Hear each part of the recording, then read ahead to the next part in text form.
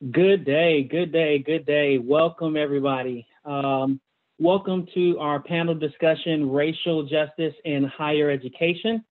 I am Donnell Barnett, the District Director of Specialized Student Services at City Colleges of Chicago. Today's session is part of our series, Community Healing Days. The goal is to provide spaces for our CCC community to come together to discuss these topics that people are experiencing, that they're thinking through, that they're hearing about, and to hear different perspectives on how to process all that's going on. So thank you so much for joining us. I'll start by introducing our panel, and I'll give you a snippet of their background and experiences, and you'll find more biographical information on the website that I'm putting in the chat. So first we have, and I'll share again here. First we have Dr. Andrea Elsie, also known as Dr. Dre. Dr. Elsie's expertise area is post-secondary student affairs with a research emphasis on innovative and disruptive education initiatives. She has held work roles with Thrive Chicago as Director of Post-Secondary Strategies and has also worked at City Colleges of Chicago. She's currently a higher ed strategist and consultant. Thank you so much, Dr. Elsie. Thank you. Next, thanks. Next is Dana Bozeman. Dana has worked in the areas of diversity, equity, inclusion for over 10 years, and as a higher ed administrator for over 15 years. She is currently the Director of Diversity for U Chicago grad at the University of Chicago. Thank you, Dana. Thank you for joining. Thank you.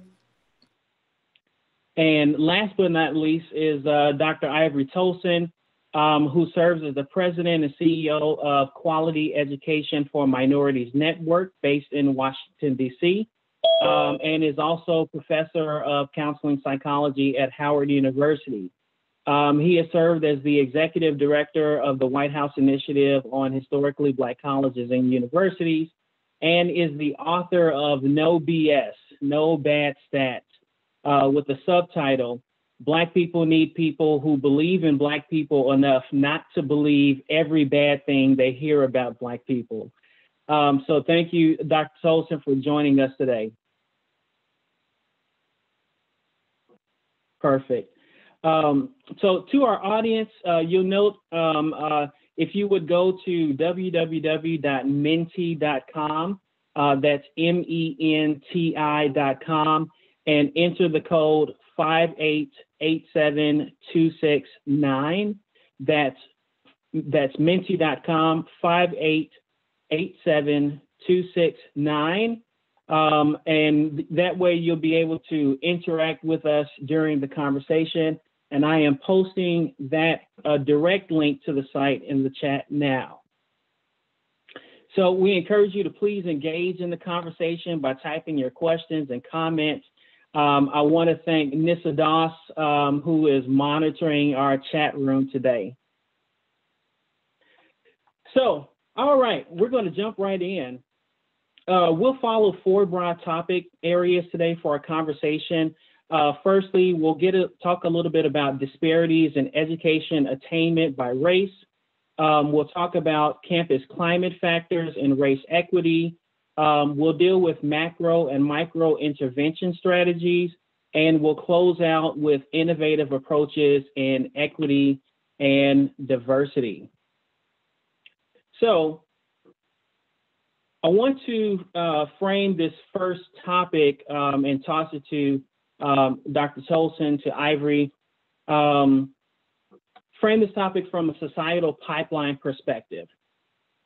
And when we think about this chart that I'm showing here is from the National Center of Education Statistics that shows a 25% decrease in two-year IPEDS enrollment from 2010 to 2018, with a relatively stable projected enrollment over the next 10 years. And just, but higher ed obviously is just one point in a person's timeline. There is everything that happens before campus and everything that happens after the campus experience. Ivory, if you tell us a little bit from a societal pipeline perspective, help us put into context race when thinking about higher education attainment. All right, well, I want to first thank you for inviting me, and thank you for all the great work that you're doing in Chicago. And it's a very important question, and I think it's important to understand all of these issues within the proper context, because we've talked about different things like disparities, but we do have to acknowledge that disparities in general are social constructs, and the disparities that we have accepted as important indicators of success, they are things that have been strategically designed to create barriers for certain populations, including African Americans. There's not a logical reason why we look at inductive reasoning through reading as something that's more important than someone's ability to speak and argue. Or deductive reason, I'm sorry, not inductive reason, deductive reason. There's no logical reason for that. But it's designed so that there's a disparity that exists in the areas that is the most expedient for society. So anyone who's interested in social justice has to make sure that they measure disparities with what is our role in helping those who need help, but also what is our role in fighting against systems that are oppressing the people that we want to serve. So we have to understand that perspective. In terms of looking at things like the National Center for Educational Statistics, whether it's the NAEP data or the IPEDS data, there's a story in there, and it's something that's important for us to look at. In terms of our enrollment and looking at college going, one other thing I would say is important for us to consider is that it's hard to really understand what data means until we talk to the people who they represent. So a lot of times we take data and think that we know more about people, but we really should use people to know more about the data. So there was trends in African-American students, including Black males, enrolling in higher education at a higher rate over the last 20, 30 years. A lot of that enrollment was driven by community colleges and for-profit colleges. The representation in the more competitive options has been stagnant. And at this point, there seems to be some leveling off. I think it's important to engage in a conversation with those students who are making the decision on where to go and what opportunities fit best for them. There are a lot of things that I think we need to do at the K through 12 level for African American students to know all the options that are available to them, and so that they are positioned well for a range of opportunities at the post-secondary level, not just the ones that we tend to see them overrepresented in. So those are some brief comments on that.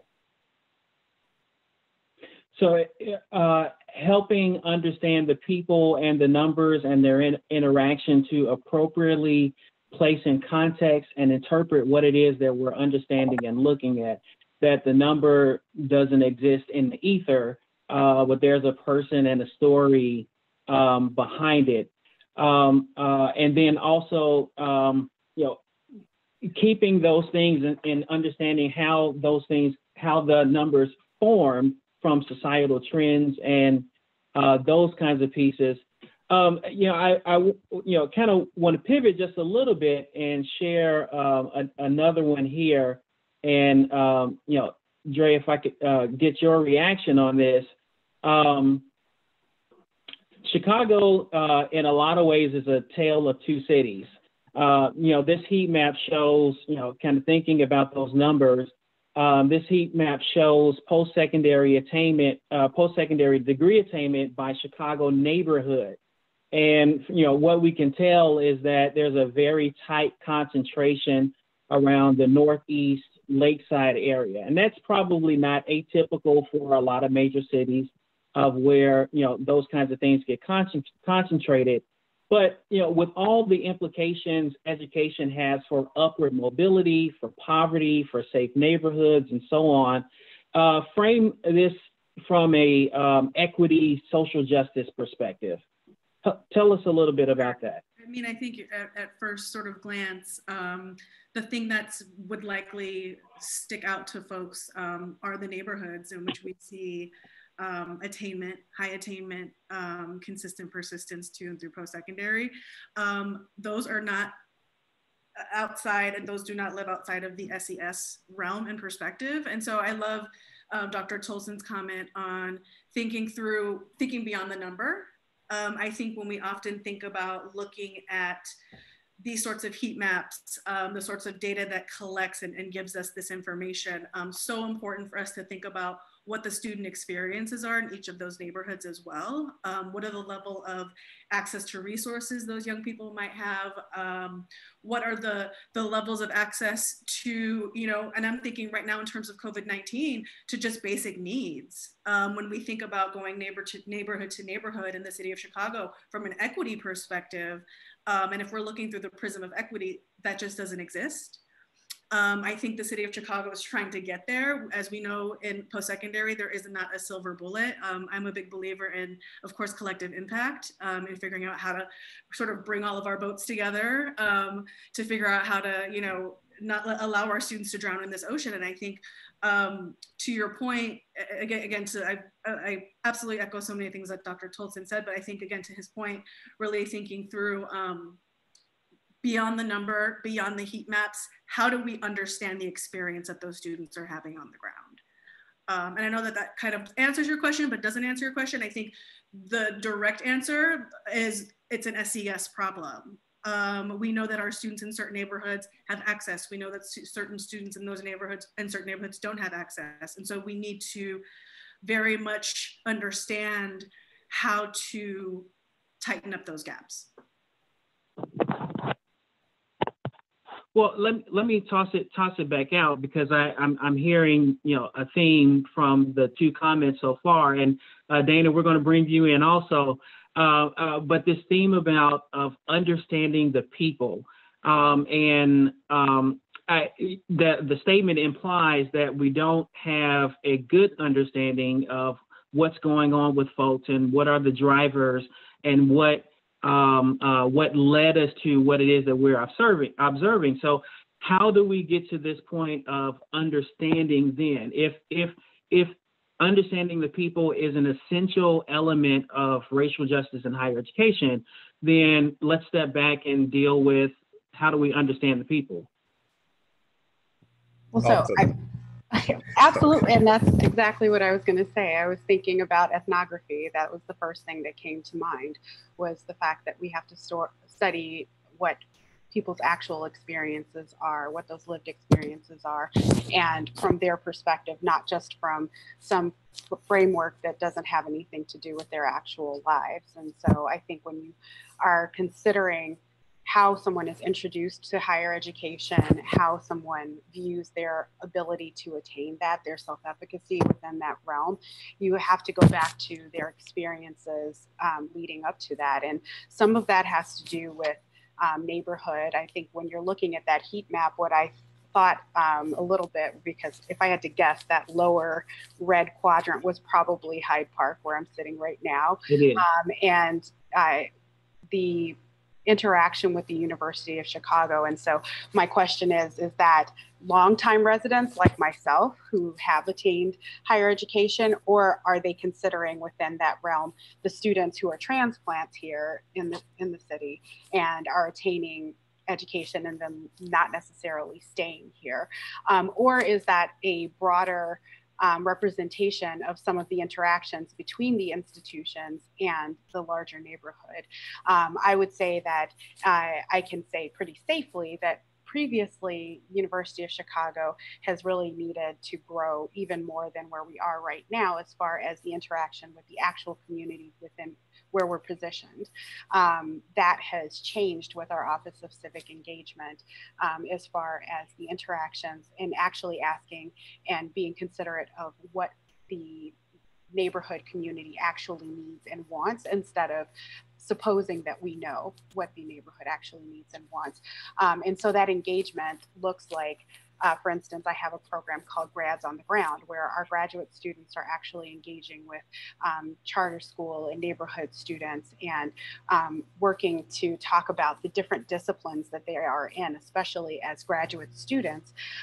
These disciplines that they may not have been exposed to previously, because I think about my experience, I was a CPS student, and for some reason they used to push business like crazy. They're like, being future business leaders of America. Business is like the be all end all. But what about the humanities? And what about the other paths that might even go through business school, but aren't necessarily what you're trying to attain? That's not the ultimate goal. So thinking about these different places where you can ultimately end up, and beginning with the end in mind with a little bit more information. And so how are we as higher ed professionals making sure that we're engaging in the communities that are surrounding and within our institutions, but also going beyond just those basic borders?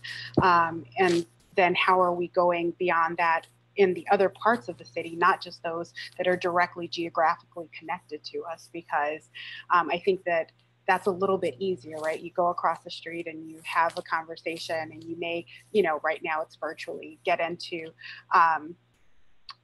sharing your information and your time with someone who's really close. But how do we start to expand that knowledge base and expand that educational capital beyond these small segments of the population in Chicago? Good. That's actually a great segue to a follow-up question. This came from one of our administrators, and I, kind of contextualized it a bit, but one of the impacts of COVID-19 is its effect on the labor force. Some studies from the Urban Institute and from other areas really document that Black and Brown adults are more likely to have lost their jobs and incomes since March. Twice as likely as white adults to experience food insecurity, and are not experiencing the economic recovery that apparently is going on around us. So the question is, what is the role that institutions of higher education, how should they play and get in this space of addressing racial gaps in the workforce?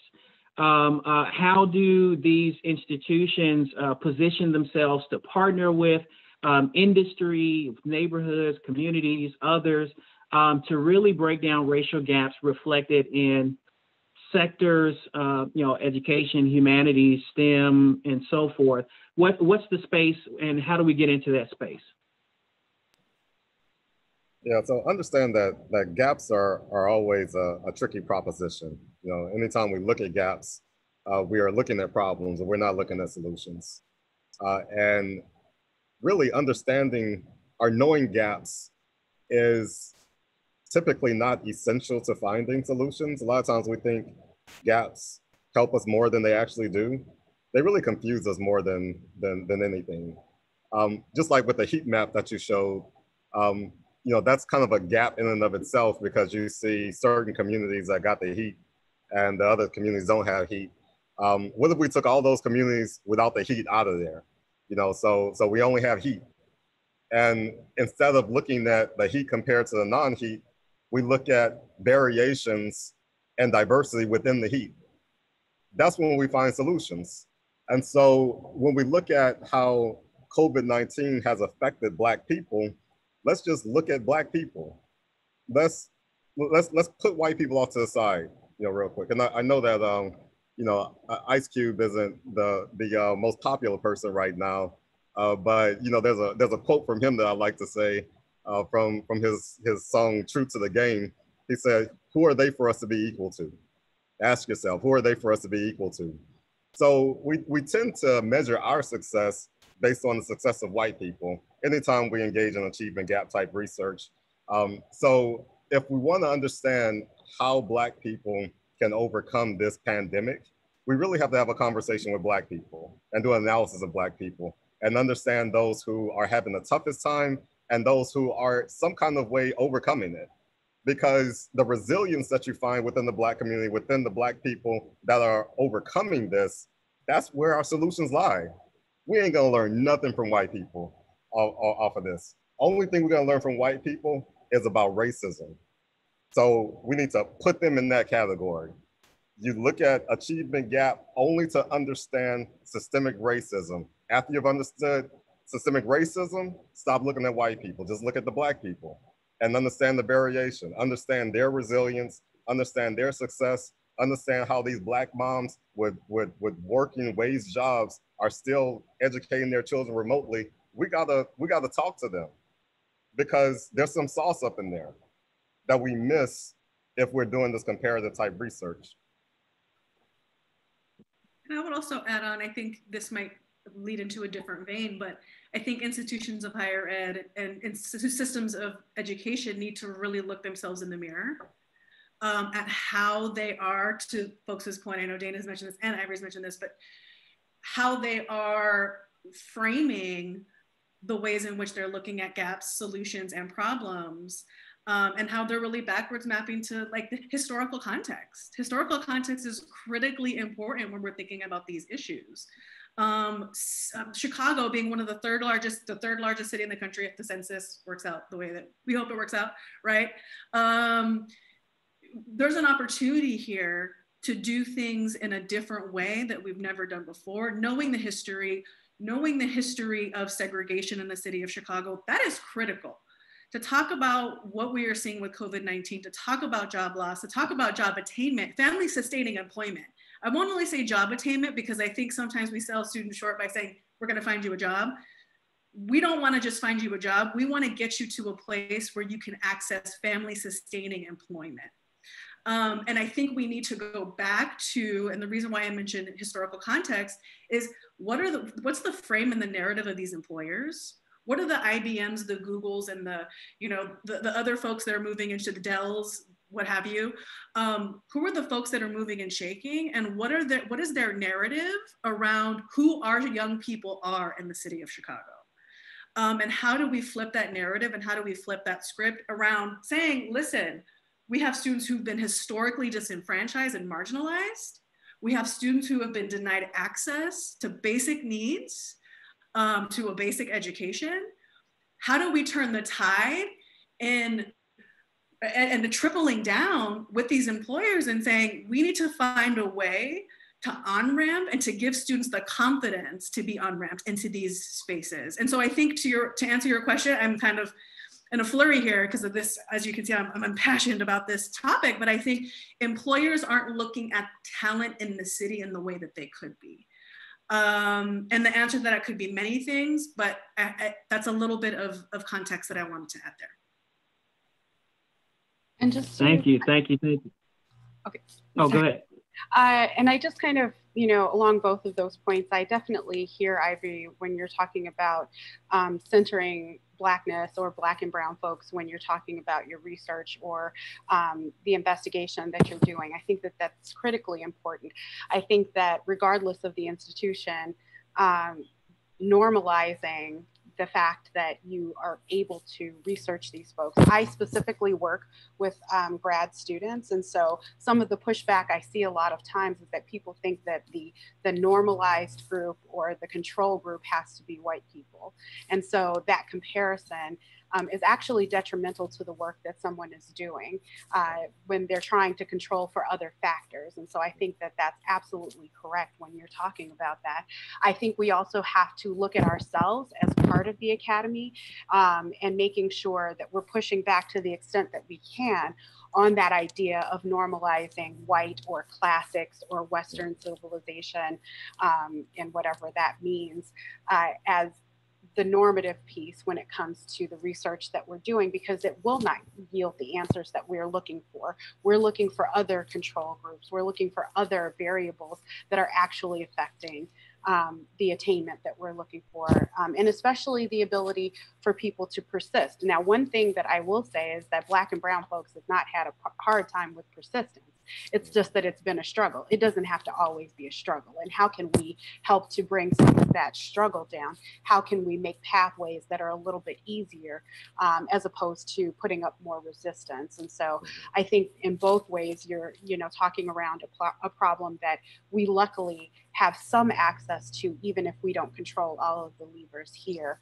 And when it comes to my graduate students, really pushing them forward to say that your research is important. Sometimes they're not getting the support that they need in the academy, right? So right now, when you're talking about COVID and you're talking about many of the students not having academic job opportunities and probably being the last on the list now, where they, might have had a better chance of attaining these positions, supporting them and thinking about non-traditional academic routes so that we can continue to have these great scholars and researchers in the conversation as we move forward. So those are the pieces that I wanted to add to that. The comments remind me of Robert Guthrie in his book, Even the Rat Was White. This idea of what's normal and to base off of that. And that actually kind of gets me to this next topic when we're thinking about campus climate.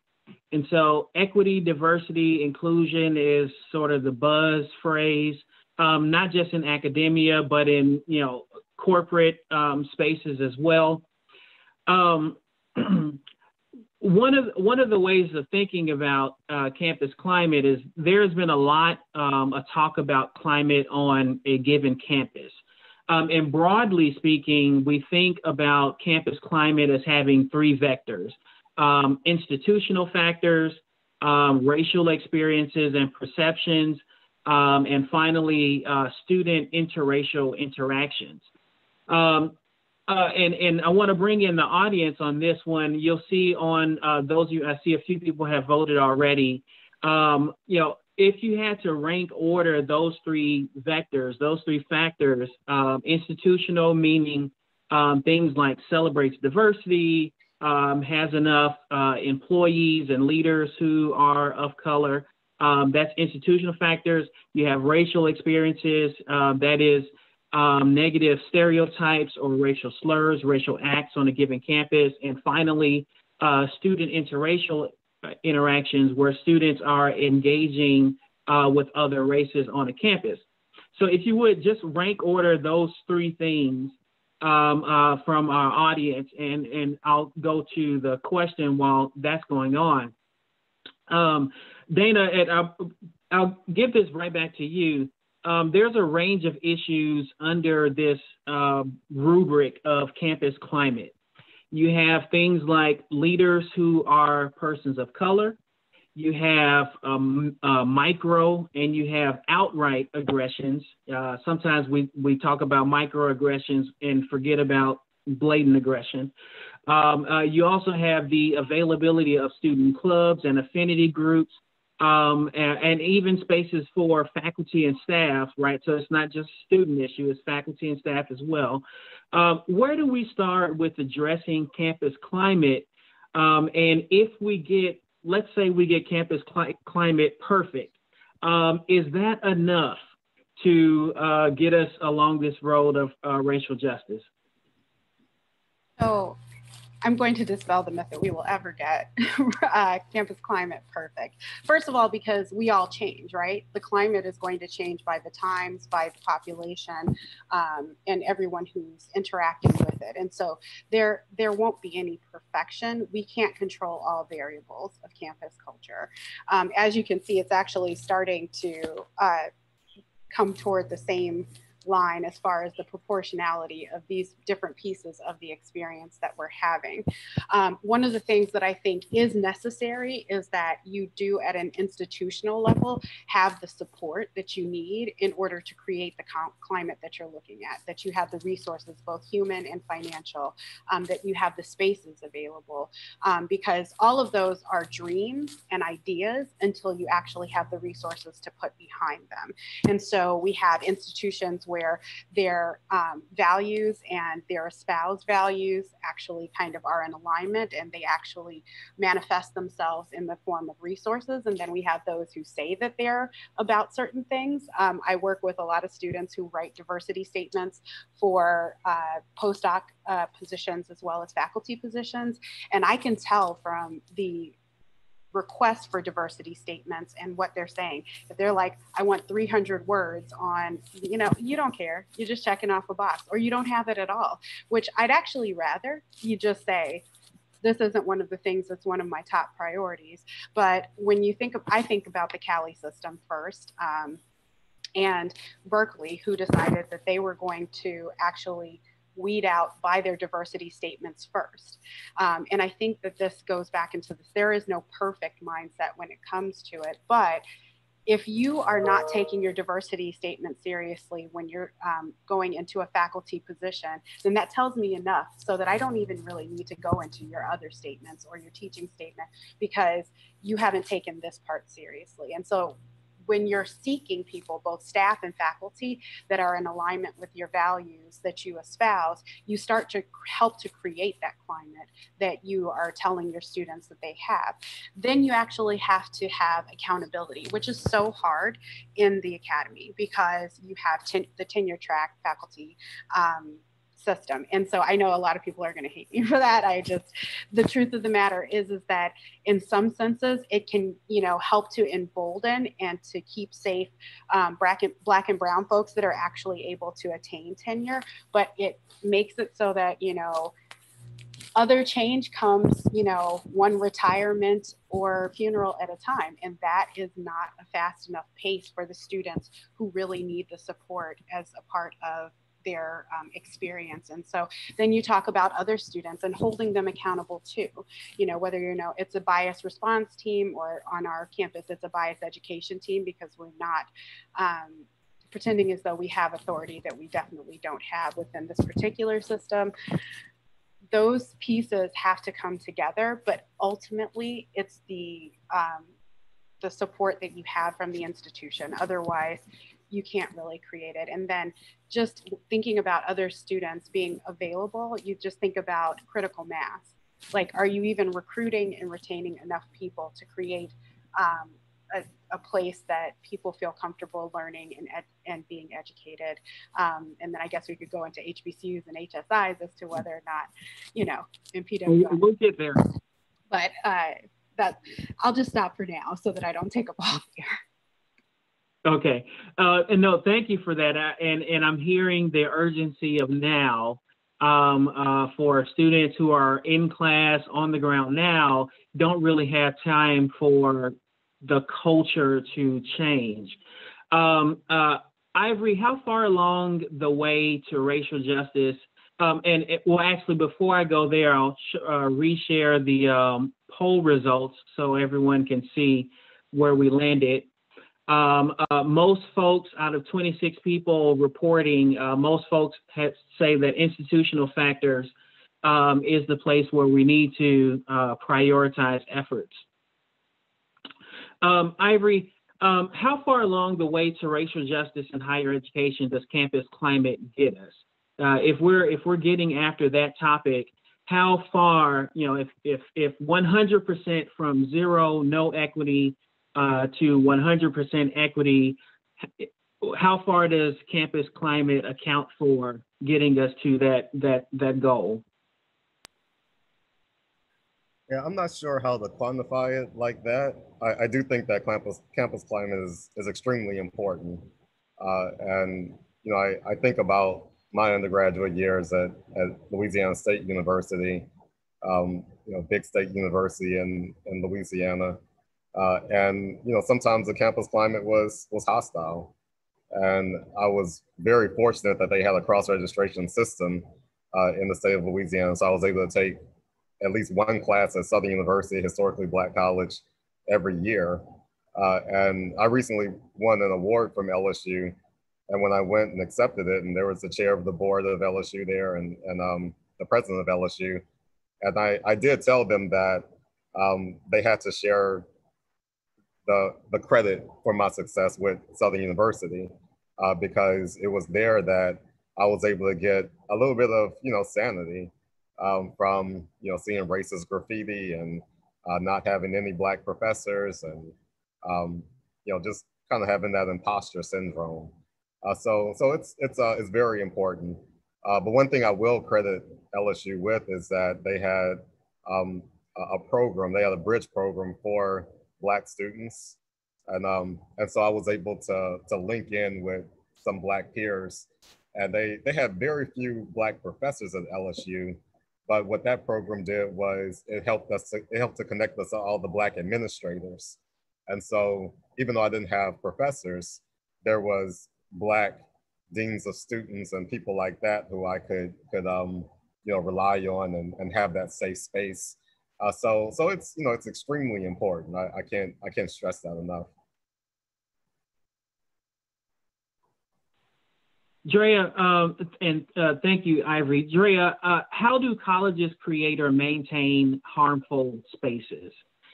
So this is another question that came up in this idea, and I see you raring, so we're gonna keep it safe here. Meaning how, you know, there's a lot of harm that's going on outside the ivory tower, right? You know, going to and from campus, to and from work, to and from grocery store, there's harm aplenty. Tell us about ways that the ivory tower itself is a place, it has been a place of harm. Absolutely. I think I'll speak on one of the things that I think of often is transparency. I think it's so important for institutions to be having conversations like this, to be transparent about what their values are around equity, diversity, inclusion, what their values are around, I mean, even what it means to now say that you're an anti-racist organization or institution. It's critically important. So I think not being willing to, or not having a safe space for, and not having proximity to the issues that are plaguing young people. I'll continue to say approximation to the issues. And what I mean by that is understanding that student experience, having the necessary conversations with young people, getting to a place where we can fully say this student is either bought in or not bought in, and this is why. But I think we need to be talking to the young people who are at our campuses transparently, openly, and be willing to have the tough conversations. And I think it's those cultures and climates of silence that continue to manifest these negative and harmful spaces. I think if you are an institution that is welcoming young people of color into your space, and you are an organization that does not have values around equity, diversity, and inclusion, and anti-racism, you are bringing young people of color into harmful and detrimental and, quite frankly, unhealthy spaces. And so those are some of the things that come to top of mind for me. Yeah, and I want to add to that very important statement. I want to add to values. They also have to understand what their debt is, because you know the institution that I went to, I was the first generation that could legally go to that institution. My mother, who was born in 1944, could not legally go to LSU, and so only 2 generations now could go to that school legally. The impact on Black society by all of these institutions that was founded typically before 1965, they have a debt to pay.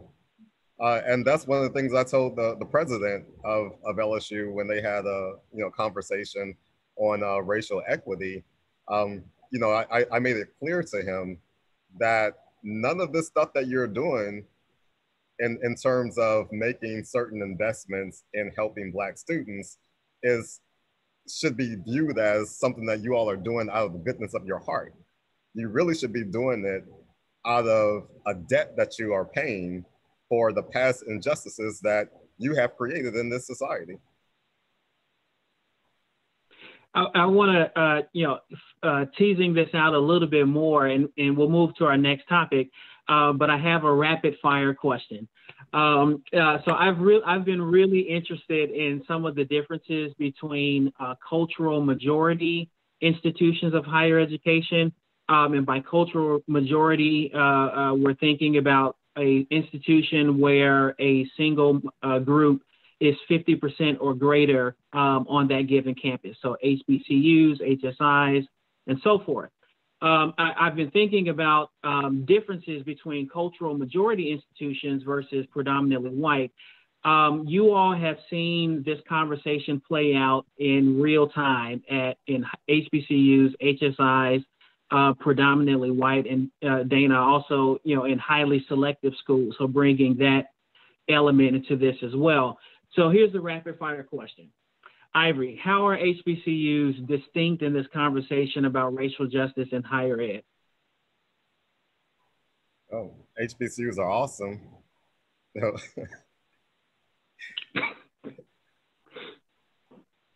just go with that. Andrea, HBCUs are awesome. This is a rapid fire. The question is not HBCUs. I think that they value.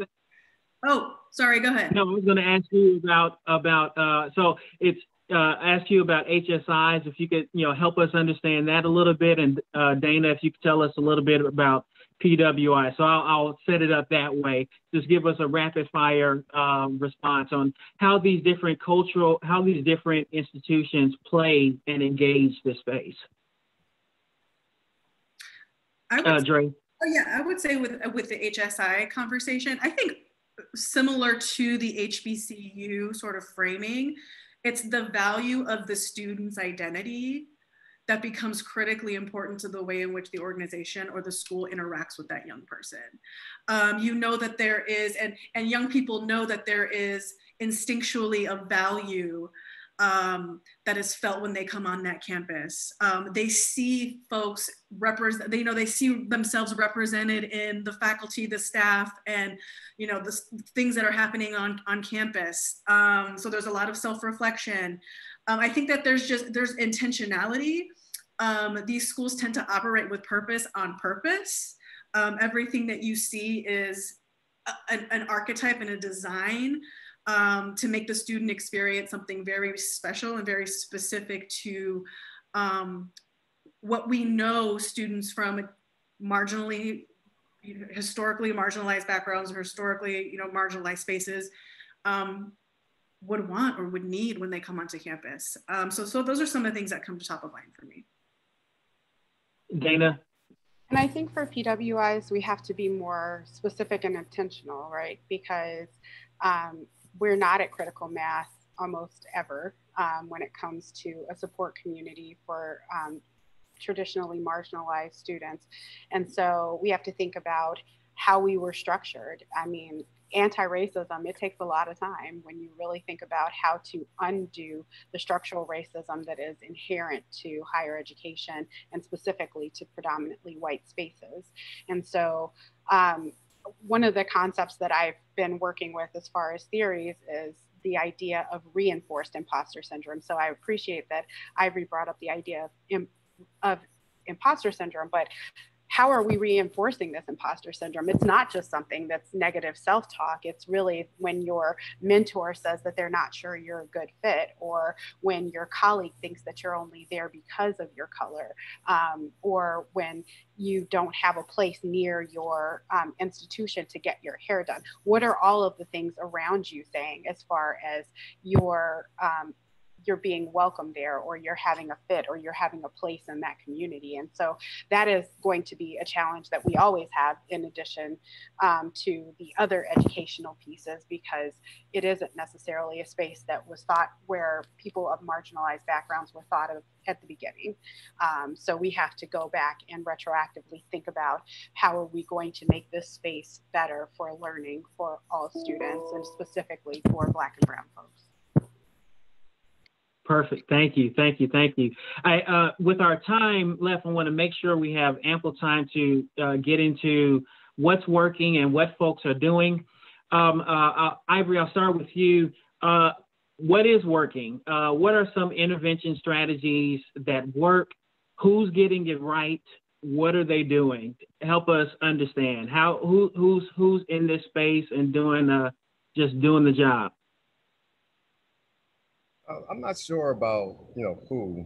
I know that some institutions have things like learning communities, and so the idea is putting students who share a certain cultural identity into a more intimate space on campus, so they don't feel like they're as isolated.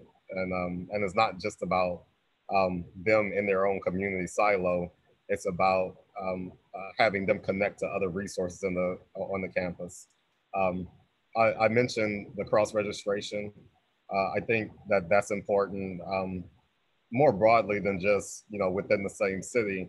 But now, since we have technology and other avenues, we can have exchange programs between institutions. Have HBCU students spend some time at a predominantly white institutions, and those at predominantly white institutions spend some time in an HBCU and other minority serving institutions. And I think we should do the same for faculty. We should have faculty exchange programs where faculty members can go to different types of institutions. But broadly, more cross collaborations between institutions. I think the student's voice is also important, and making sure that you have robust special interest groups that have a budget and have power, have some agency, and we check in with them often to know what's working right on campus and what needs to be changed, and really dedicating the resources to helping them to create the kind of environment that will be conducive to their education. Thank you. Thank you. I would be remiss if we didn't bring up the elephant in the Zoom room, which is money. If we don't deal with the funding issue, so and Dana, I want to hear your perspective as well as others, but you're working at a place with a fairly substantial endowment. Ivory, you've been able to bring in and secure some substantial resources for your work. But I'll toss this out to anyone. Where can institutions of higher education secure funding and develop the kinds of strategies that provide these kinds of support and pathways to get the job of racial equity, racial justice, to get it right? How do we tie in the resources with moving this mission down the road? So I'll start. Sorry, I laugh a little bit when we talk about the endowment, just because I think, and hopefully I think that everybody's coming from a different perspective on this call. So if they're understanding the endowment, it is funds that have been gifted to the institution, sometimes with very specific purpose. So I always want to bring that up, because sometimes an endowment, just because it's there, does not mean that it's not earmarked for something in particular. One of the things that I find that I really enjoy is that people have a belief that Black and Brown folks don't give money back. We do. We usually earmark it for something in particular for other Black and Brown folks. And so I think that's one of the things, asking for your alumni, when they're giving back, say, this is where I want my money to go. I want it to go toward creating a community that I may or may not have had when I was actually a part of that institution. That's kind of the first thing when I think about endowments. The second piece is thinking about grants and fellowships. And so especially when I'm thinking about grants, grants, I'm thinking about the Mellon Foundation. They've been doing extraordinary work. I know right now I'm a part of the executive board for C3, which is a Creating Connections consortium that's really targeting underrepresented minority students going into liberal arts schools for their academic careers. And so a lot of times Black and brown folks don't want to go to the places where these liberal arts schools are because they're in smaller towns and so forth. And this gives the opportunity to have a resource for doing actual presentations, for actually seeing these schools in action and finding out more about what the teaching mission is of the liberal arts colleges and whether or not that's a place where they could be represented. Outside of that, Mellon is actually shifting a lot of their applications moving forward to include social justice. This is going to be one of their focuses. And I think that let's get this Mellon money, you know, let's not let it go unused, because regardless of the type of institution, when you're thinking about grants and foundations that want to help and actually see things work, let's get this money. Don't leave it on the table. When it comes to institutions, holding them accountable for actually giving money in the areas that they are in community, but also specifically to different types of students. I will say when it comes to the upper echelons of education, especially an institution like mine, I just came from Northwestern before working at UChicago. When it comes to the PhD students, they're pretty much funded. So then I'm looking at the middle piece. We're looking at the master's attainment. We're looking back at the undergraduate attainment and whether or not we have the funds to get through that. But also, there are scholarships, there are foundations, there are fellowships, and then there's us, right? What do we create where we see these missing pieces as far as funding? So those are my thoughts. Thank you. Yeah, I'll add. Yeah, I'll chime in. You know, first I'd say that if you're at an institution and you want that institution to advance racial equity, especially if you have their ear, I don't think you should really think about budget that much. You know, think about the size of the institution or organization you're with. You know, like if we're, and I'll bring up LSU again as an example, their annual operating budget is over $400 million. What if they took 1% of that and dedicated it towards racial equity and inclusion? That would be 4 million. So just think about 1% and what you might do with $4 million if you're at an institution like that. If you're at a small institution, you know, you might think 1 million or $500,000. If you're at a larger institution, you may think 20 million. You know, like if you're at Microsoft or, you know, somewhere like that, you know, you are in the tens of millions. So, you know, just think about if they dedicated 1%, what could they do? And start giving them proposals formally. I find that a lot of people at some very large organizations, including large institutions, sometimes the institutions will ask them, you know, what do you want us to do? And they'll say things like, you know, we want you to change the name of that building because, you know, it was a slave owner. Yeah, that's important, but we want, you know, like think a little bit bigger than that, especially if they're asking you. You know, like if, they could always say no, but, you know, think about what you would do with 4 million in that case. Write it out, give them the proposal, and ask for a conversation to talk about it. So, you know, we need to, you know, set our sights a little bit higher. Institutions, organizations, they will find the money to do the things that they want to do, that they find is important. It's just up to us to help them to understand how important this is. I would also add something on the finance end, and this is more specific to the philanthropic world, and something that we see kind of often in Chicago. And in post-secondary, I think it's probably it exists in varied areas, but in post-secondary, I'll kind of speak to that more specifically. You just see a lot of piecemealing. A lot of like, here's 50,000 for 2 years, here's 100,000 for 1 year, so in my mind, I often think of what if there was a world where philanthropy, and this has happened in other cities, and I don't want to speak on what cities specifically, but this has happened in other cities where these funders and these foundations have come together instead of piecemealing bits and pieces of buckets of money, what if we all came together and created a $400 million catalytic fund for young people in the city of Chicago? So I think we have to also just completely reweave that narrative around philanthropy and the way that we are looking at allocation of dollars and the way that we're looking at siloed impact versus collective impact. And I'll continue to talk about collective impact. I think it's a model that works. But I think that there is a way to steward the dollars and cents in the best way, shape, form, and fashion for young people. And I think the way that philanthropy and the philanthropic world's working right now, it hasn't quite gotten to that place where we can say that it's seamless and there's no fragmentation, and that everybody's getting it, right?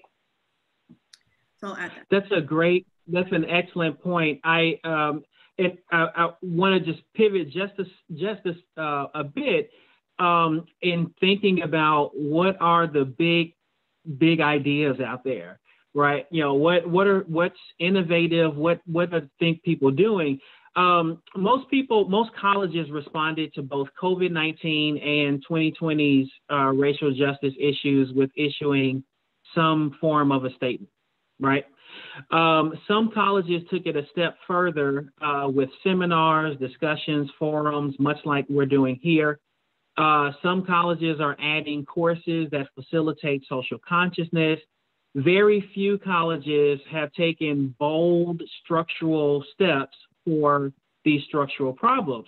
I think someone mentioned California earlier. The regents of the University of California system, they're pushing legislatively to end the ban on affirmative action. I'm also showing for those who are watching on the other slides, a statement from U of C, and sorry, I don't mean to keep dropping U of C, but I'll try to keep this local. But, you know, this statement from the English department at the University of Chicago, where they're saying for the 2021 graduate admission cycle, U of C English department is accepting only applicants interested in working in and with Black studies. These kinds of, you may say that, that was done just to push against conventional approaches, but it's probably a little more bold and aggressive than what we will normally see. What are the bold, innovative, disruptive practices right now? If we had to rethink and dream this whole new thing, what would you throw at it? How would you construct it? How would you build it? Help us dream a new reality? I think I would add accountability to anything that I said, and I think that that's one of our biggest challenges in higher education, partially because of the tenure track system, but just because who holds the institution as a whole to account, right?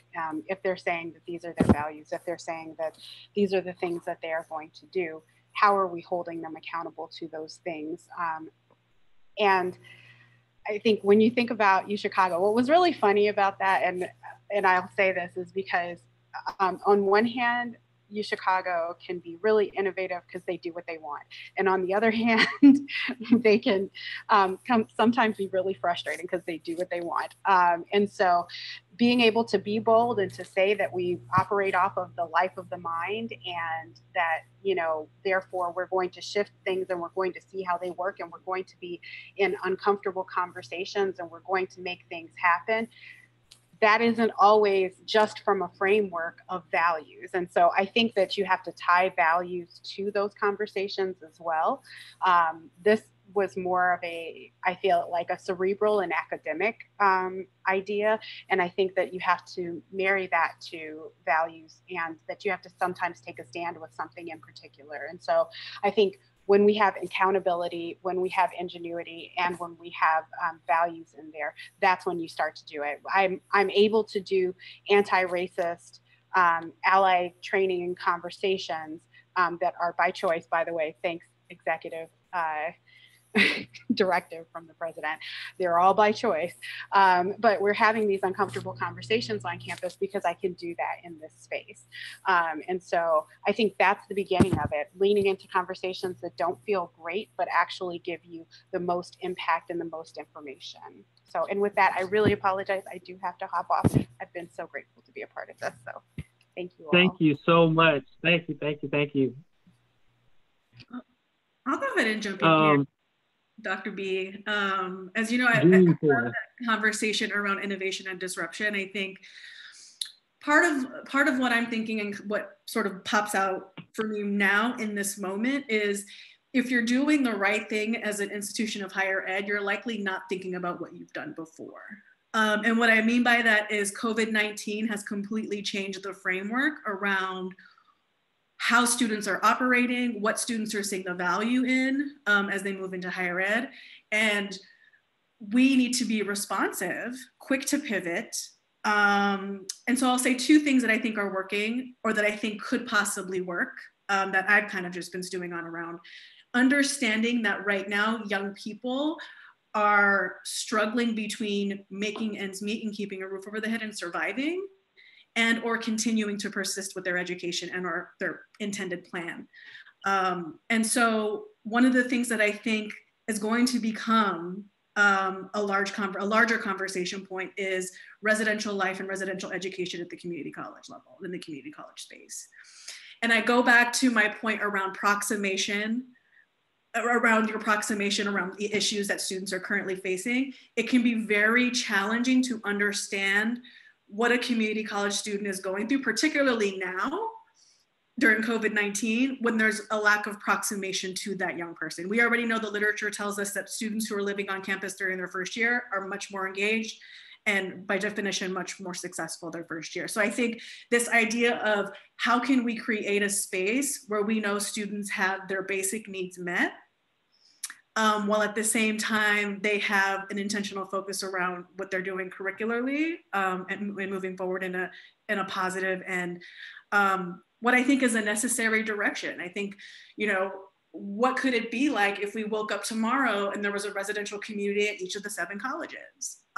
What might that look like? And what might that look like for young people in the city of Chicago? I think that there's something there. My second thing would go back to the catalytic funding piece around the foundation community, all the foundations that are on the call, all the philanthropic folks, you know, you all funding amazing things. I think to bring it all to one focus and bring it all under one umbrella and say, how can we, in lieu of, you know, funding, again, sort of these 10,000 here, 50,000 here, how can we say, hey, we got you cohort 2027, we got you cohort 2028, we got you cohort 2029, right? When we talk about tuition and funding and basic fees for post-secondary. So those are the things on my mind around how to do it right. I think folks who are tackling PPE, some of the bright stars are certainly like Austin, Texas. So great shining moment that came out of Austin, Texas, where the best practice was Wi-Fi connectivity, right? We know students are dealing with connectivity issues. I'm dealing with connectivity issues, right? So I think we're all kind of in a place there. One of the things that Austin, Texas did, this Austin Unified School District, is they took all of the buses that they were not using due to COVID-19 and turned them into Wi-Fi hotspots and planted them around the city, worked very closely with the local, you know, AT&Ts and Xfinities and what have you to kind of find out where are the most sparse spaces for internet connectivity access and how can we place these mobile Wi-Fi buses in place. So I think it's thinking, if you're doing it right, you're thinking about things that have never been thought about before and nothing is off the table. I think right now, as somebody in the space who's an innovator, I mean, we're in a moment, not to reset completely to make everyone panic on the call, right? But to say, how can we do things differently now that our paradigm has shifted and our day-to-day lives have shifted? And so I think this presents unique challenges and certainly unique opportunities as well. Thank you. Ivory, I'll give you an opportunity to respond and then I'll hit some of the questions in the chat and then we'll wrap up from there. Yeah, well, just quickly, I don't think there's a one size fits all solution. I think that the best solutions are individual to the campus or to the setting, to the educational setting or whatever setting. I think that the process needs to be evaluated because I think that the solutions are there. You know, some students have it, some faculty members have it, some staff members and administrators have it. But the way that our institutions are set up, it's set up in this hierarchical type process where you have all of the power centralized and the decision makers are, you know, it's so few decision makers. And it's really based on a model of charismatic leadership, not distributed agency. I think if we moved away from charismatic leadership being the driver of the process and move it towards distributed agency, and what I mean by distributed agency is the ones that are in positions to make change is distributed across the system as opposed to centralized. And so you really look for the talent and racial equity, inclusion, and diversity within your institution, however it may look, and you empower them to make the kind of changes that's necessary to create that type of environment. So I think if organizations and institutions approached it that way, then we'd see more innovative solutions germinating from that kind of system. Perfect. A couple people have noted some things. One question says, do you feel that employees have altered requirements now that more minority students are receiving degrees? I'm assuming they mean faculty employees. Can you rephrase that question? Any thoughts on? Yeah, one more time. Yeah, I'm just reading it from the chat. Do you feel that employees have altered requirements now that more minority students are receiving degrees? Employers? Should it be employers altering requirements? Or? Could be. I don't think, I can speak on that a bit. I don't think employers are necessarily altering requirements as much as they're understanding that this generation of learner is a very different generation of learners. And so trying to calibrate around how do we give them an on-ramp that is viable and one that is going to lead to sustainability.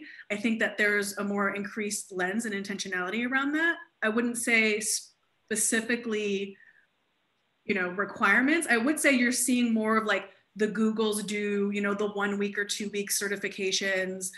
You'll see sort of like the cybersecurity sort of quick fire certificates that you can get. So I do think that there are those companies or those organizations that are doing some adaptive work in that space and saying, hey, we can do a one size fits all for a cohort who wants to learn coding, for example. But I don't see a huge change in the way in which they're looking at requirements for employment. And I'm speaking mostly to the city of Chicago because that's where I've had most of my experiences with employers on the other side. Wow. I'm sorry, go ahead, Ivan. I'll add to that too. I do think that with the demographic changes that's happening, any organization that wants to survive will have to tap into more diverse talent than was necessary in previous generations. So that's just a reality. Those that resist against that, I think that their companies or their enterprise or their organizations or institutions, it will suffer. So all of them need to think differently about how they go about recruiting. And if they have requirements that are racially biased, then they do need to change those requirements.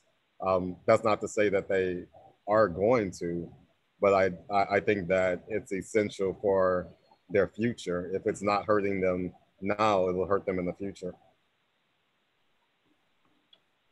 Perfect. I I am over the moon. Thank you all so much. We did schedule for an hour and a half, but kind of make sure that we give people adequate time. If there are any final questions in the chat, please post them now. You should see, for those of you all that's on the website, you should see an evaluation popped up now. Please respond and give us some feedback about today's session. Thank you. I want to thank this panel, this auspicious panel, so much for coming in and sharing your insights, as well as to Dana as well. We will make the video available after we conclude today and process. So we'll make that available for folks to go back and take a look and review. I do want to remind everyone to get out and vote. Take advantage of your right as a citizen. Let's see, we do have one question. It says, what type of training and support do we need to provide students to prepare for the racial injustices they may face when seeking employment post-college? How do we prepare our students so that they are they have the right kind of armor entering the world?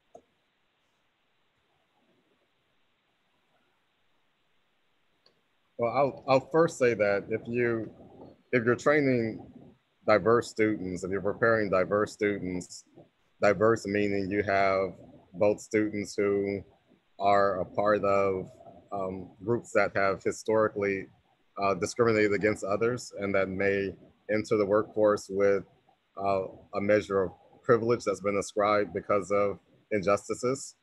It's more important to train them than it is to train marginalized students, racially minoritized students, however we want to classify it. Sometimes we spend too much time trying to help Black students adapt to racism and not enough time fighting against racism. So I would focus on the support part because we need support. We need to have a community. We need to have allyship. So building that community is the most important thing, and helping them to understand that when they leave your institutions, they're in an alumni network and can tap into the resources of the institution in some kind of way for life. That's the kind of support that they need. Again, the training aspect of it, I would be very cautious about that and be very intentional that your primary responsibility, our primary responsibility, is to fight injustices, not try to help people to adapt to injustices. Yeah, I think that's well said. And I would also add to that, helping support, in that same vein of support, helping to support young people in tapping into the shadow curriculum. So those things that are assumed to be learned in the classroom that often are not, and that are learned by a mentor, by a peer. So I think that those sort of mentor programs, those peer-to-peer support programs, certainly peer-to-peer education, critically important, and we know it's a high impact practice nationally. I think those things are all going to be really important support pieces for those young people. Perfect. One other question that came up, it says, what can a regular white person do to help? So what's the ally space look like in this conversation? Well, I don't think a regular white person can do anything, but an extraordinary white person can do some amazing things. And I assume since you're here, you're extraordinary, not regular. So the first thing I want you to do is own your extraordinariness, if that's such a word. But I would say, just talk to the diverse people in your circle, and check in with them about how you can contribute to the solution. I think one mistake that I think a lot of white people make is they